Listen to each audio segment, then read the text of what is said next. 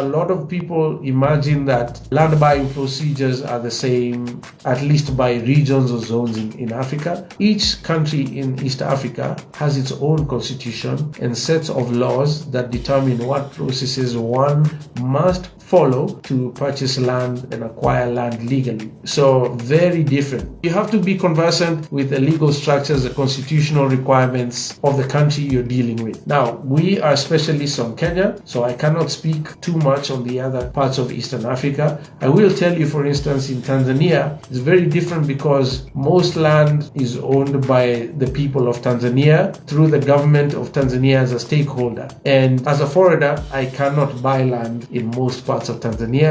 I can only lease land. Whereas in Kenya, foreigners can actually own and buy land. Even though they're called leasehold titles, you actually have the exact same ownership rights as freehold, absolute ownership rights as freehold. The only thing that lease certificates do is limit your period of absolute ownership to 99 years, which are still renewable if you renew on time. But these are some of the key nuances and differences between land ownership in Kenya versus the rest of East Africa. And to avoid any hurdles, pitfalls, landmines, pun intended, make sure you work with a licensed advocate of that particular country.